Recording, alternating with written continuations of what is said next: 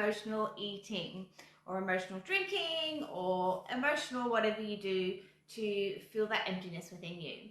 So emotional eating is something that, sometimes you might not even recognize that you're doing. So debunking emotional eating is really finding out, firstly, what am I doing when I'm emotional eating or drinking? And so it could be just walking past the fridge and just walking past the cupboard and opening up the fridge and opening up the cupboard and just doing that mindless sort of realm around food or alcohol or Coke or soft drink or chocolate or whatever your crunch is that makes you feel like you're filling a hole. So emotional eating really stems from our childhood. And I know everybody says that, so much stems from our childhood, but in the first 7 years, that's our most formative years, and that's when we're making decisions about what is our reality. And our perception is our reality. So even though this is what we believe is going to fill us, we can change our perception. So you are in control of your perception of your reality. And you can make it whatever you want it to be. It's not always going to be easy. I absolutely agree with that. But you can change it and shift it and create a world where life is really easy for you. So with emotional eating, if you're feeling lonely, if you're feeling stressed, if you're feeling anxious, and you just start picking at food, or you find that you pick at the kids' food, so then it doesn't really look like you're sort of filling that hole. You feel like you have to feel something in you. You feel like that there's something missing. So that's emotional eating or drinking. You feel like you deserve that bottle of wine over the weekend because you've had a hard week. That's emotional drinking. Okay, because you're rewarding yourself with a food or a drink or something like that, that you feel like you are rewarded to have. Okay, so that's what it looks like. That's a few of the ways that it looks like. I'd love you guys to share, if there's certain ways that, it does affect you. Is there ways that emotional eating or drinking affects you? Please comment below, or even just share with me in an email or however you would like to. Now, the way that we can debunk this is really exciting. And today we're going to be talking about one really simple and easy question that when I'm working with my clients around this, is what I ask them to do. And it's a question before you eat something, and you ask yourself this every single time. When you feel like you're going for that crunch and you feel like, oh, I just need this. I feel like I want to fill this void. I want to stop this anxious feeling. I feel angry, or I want to take this anger away, and you're eating or you're drinking to take a feeling away. So the question is, how am I going to feel before? How am I going to feel during? And how am I going to feel after this? So a really good example of this is, say, chocolate. So you're going to feel really good about thinking about eating the chocolate. You might feel okay eating, like when you start eating the chocolate, if you had one piece of chocolate, you would feel really great, right? But if you keep on eating that whole block of chocolate because it's an emotional spurge, and you keep on eating and keep on eating and keep on eating, and then you start feeling bad about yourself. And then afterwards, you don't even feel bad about yourself. You're feeling sick, you're feeling sluggish, you're on a sugar low, a sugar high, all the sugar, and it really affects you not really great, does it?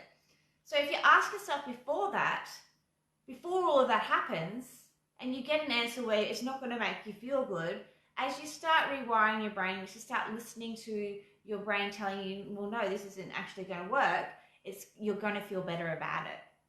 And the emotional roller coaster of eating, or the emotional roller coaster of drinking, or whatever it is for you, will slowly come to a stop. And then you will turn around and start fueling your body for what it really is. So another really great thing to be aware of is what happens from when we're younger, and how we bring that into our future, or into our now, not into our future, into our now. And so when we're younger, and I know sometimes I find myself doing this to my own children. I try so hard to not, because I know the impact it can have on later life. And it's like we pretty much tell, well, we've been told, and we pretty much tell our children to stop feeling their feelings. So if you're crying, just stop crying.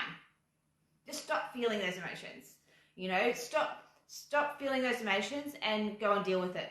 Okay? And then sometimes we even give our kids chocolate if they're crying, or we might give our kids like a packet of chips as a reward, or whatever it is that your family does. You might go and have a piece of cake or a cupcake for a reward, or because they feel sad, and then that's fueling the body. And not that that's a bad thing at all, but we also need to really be aware of our feelings now.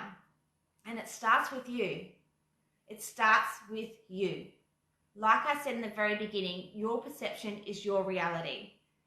So you are the one that are in control of what your reality is going to look like. So to debunk your emotional eating, your emotional drinking, or even to help, like if you have a child that you feel like is going through that, start really thinking about feeling those emotions. Excuse me. Feeling those emotions. Feeling what really needs to come up instead of stuffing it down and trying to fill the void, if that makes sense. So I would really love to hear how you come from asking yourself this question every time that you feel that you're circling that cupboard, or circling that fridge, or opening that bottle of wine without even thinking, right? So this is all unconscious. So it's nothing that is wrong. It's something that you can shift. And this is so important when you're working on this mindset work, ladies, is that you're shifting and rewiring your brain. It's not that you're doing anything wrong, it's that you're creating something even better. And that's so exciting. So you're going to walk away today and you're going to be asking yourself, how am I going to feel before this? And often, like, the question, if you're really wanting it and you're really craving it, you feel like you're going to feel great, right? You feel great. But sometimes, right, you're not feeling great before it. So be honest with yourself. Sometimes you're feeling sad, and that's why you feel like you need that food.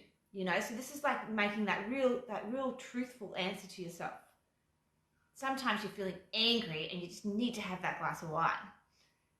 So be really truthful. And then during it, how's that going to make me feel during it?